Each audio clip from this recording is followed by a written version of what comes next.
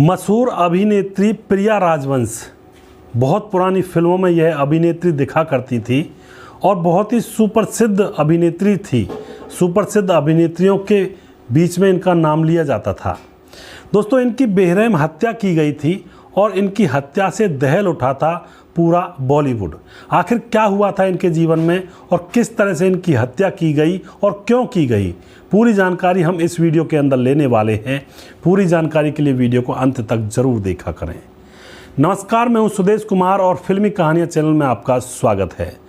प्रिया राजवंश 60 और 70 के दशक में अगर मशहूर अदाकाराओं का नाम लिया जाएगा तो उनमें प्रिया राजवंश भी एक होंगी। फिल्म हीर रांझा, हकीकत, हिंदुस्तान की कसम, हंसते जख्म से लेकर कुदरत जैसी यादगार फिल्मों में उनकी अदाकारी लोग अंत तक भूल नहीं पाए हैं। बड़ी ही महान अदाकारा थी और इनकी एक्टिंग भी बड़ी रियलिस्टिक हुआ करती थी।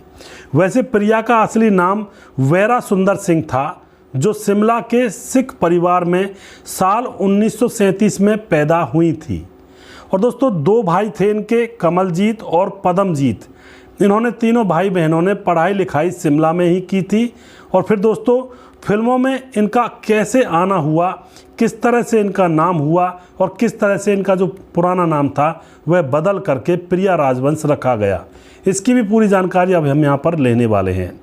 फिल्मों में यह कैसे आई दोस्तों, बचपन से ही प्रिया को एक्टिंग का बड़ा शौक हुआ करता था, तो वो पढ़ाई के साथ साथ शिमला में थिएटर भी किया करती थी। एक्टिंग का भी जौहर दिखाया करती थी पढ़ाई के साथ साथ। मशहूर नायक बलराज साहनी एक बार शिमला के थिएटर में मौजूद थे और उनकी एक्टिंग को देख रहे थे और उनकी नज़र इस खूबसूरत लड़की पर पड़ती है तो वह एकदम से इनको देखते रह जाते हैं। और फिर यहाँ पर क्या होता है दोस्तों, इनको उनका अभिनय और इनकी सुंदरता बहुत अच्छी लगती है और फिर प्रिया को यह प्रोफेशनल एक्टिंग सीखने को कहते हैं कि अच्छी तरह से एक्टिंग सीखो और फिल्मों में आओ, तुम बड़ी अच्छी कलाकार बनोगी। उसके बाद दोस्तों, प्रिया के पिता सुंदर सिंह, जो कि वन विभाग में अफसर थे, उनका कुछ समय के लिए तबादला हो जाता है लंदन में और फिर यहाँ पर प्रिया भी अपने पिता के साथ लंदन चली जाती हैं।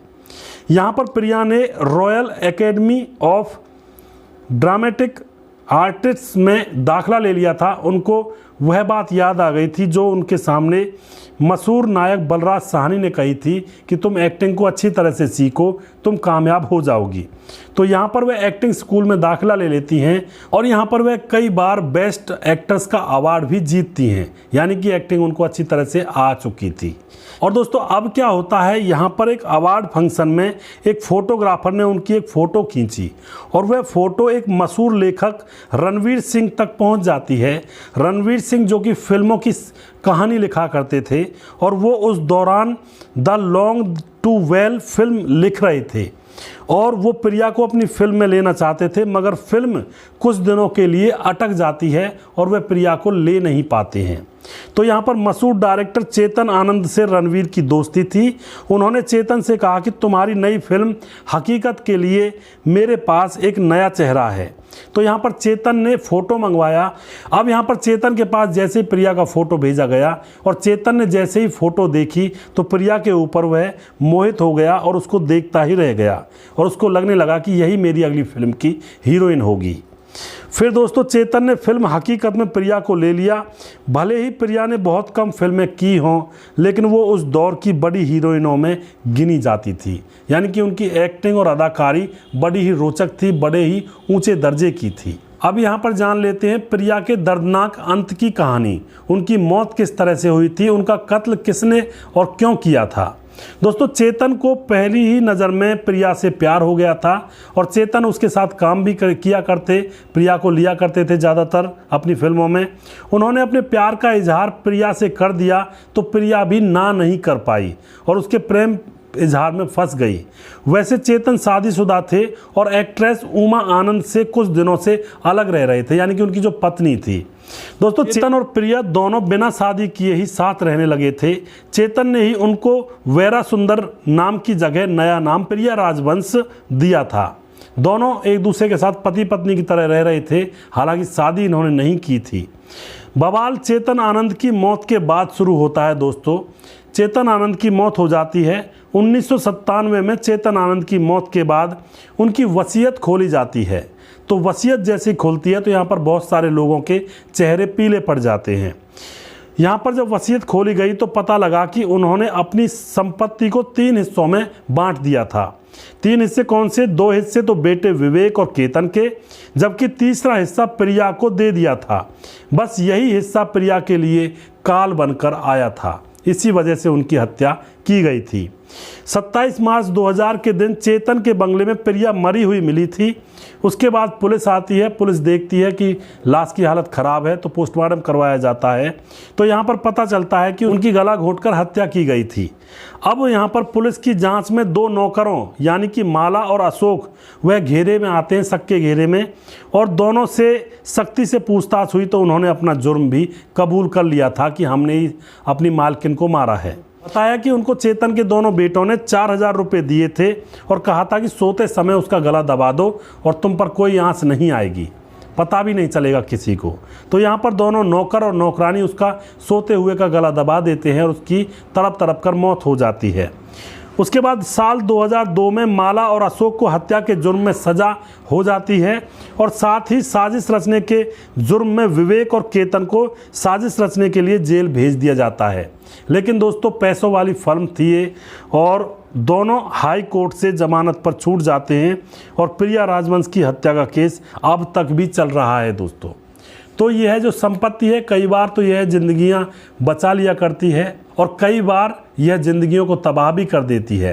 संपत्ति अगर किसी और के नाम कर दी तो उसकी जान को भी खतरा हो सकता है, और संपत्ति अगर किसी इंसान के पास ना रहे तो भी इंसान की जान को खतरा सा ही होता है।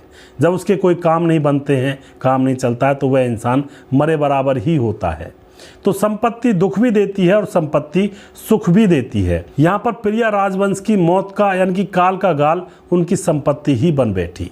तो दोस्तों यहाँ पर एक लड़की जो कि बहुत ही ज़्यादा खूबसूरत थी, पुरानी फिल्मों में उन्होंने एक्टिंग की और एक्टिंग की शौकीन थी, नाम कमाया। डायरेक्टर के साथ उन्होंने बिना शादी के उसके साथ जीवन गुजारा। अंत समय में डायरेक्टर के बेटों ने ही उसका कत्ल कर दिया प्रॉपर्टी के लिए। तो दोस्तों एक इंसान के पास क्या आता है और क्या वह देकर जाता है। इंसान खाली हाथ आता है, खाली हाथ जाता है, यह बात सभी जानते हैं, लेकिन इसको दिल से सोचने की बात है। दिल से सोचा जाए तो सच में ही इंसान ना तो कुछ लेकर आता है और ना ही कुछ यहाँ से लेकर जाता है। सिर्फ कुछ दिनों के लिए हमें यहाँ पे पार्ट प्ले करने के लिए समय मिलता है कि तू बाप है, तू भाई है, मैं छोटा भाई हूँ, मैं बड़ा भाई हूँ, इस तरह के पार्ट प्ले करने के लिए मिलते हैं और फिर जब समय पूरा हो जाता है तो अपनी दुनिया की तरफ चलने लगते हैं। यही जीवन का सत्य है। तो जीवन जीते हुए अच्छे कर्म करें और ऐसे कृत्यों में ना फंसें जिससे कि जान चली जाए या फिर कोई और बवाल मच जाए, और साथ में ऊपर वाले का नाम जरूर लेते रहें क्योंकि वही पार लगा सकता है, उसके सिवा कोई भी इस भव सागर से पार लगाने वाला नहीं है। कागज़ के रुपये तो यहीं पर रह जाएंगे, लेकिन जो ऊपर वाले का नाम लेकर के जो कमाई इकट्ठी की जाती है वह तो ऊपर तक जाती है और युगों युगों तक साथ रहती है। दोस्तों अगर आपको हमारे वीडियोज़ अच्छे लगते हैं तो उनको शेयर ज़रूर कर दिया करें, और आपको यह घटना कैसी लगी इसके बारे में ज़रूर लिखें। इनकी आपको कौन सी फिल्म अच्छी लगती थी उनके बारे में भी ज़रूर लिखें, और हमारा प्रोग्राम आपको कैसा लगता है इसके बारे में ज़रूर बताएं, जिससे कि हम उत्साहित हों और भी बहुत सारे प्रोग्राम्स लेकर आएँ। अगला प्रोग्राम किसी दूसरे कलाकार के ऊपर फिर से लेकर आऊँगा। तब तक आप खुश रहें। जय हिंद, जय भारत।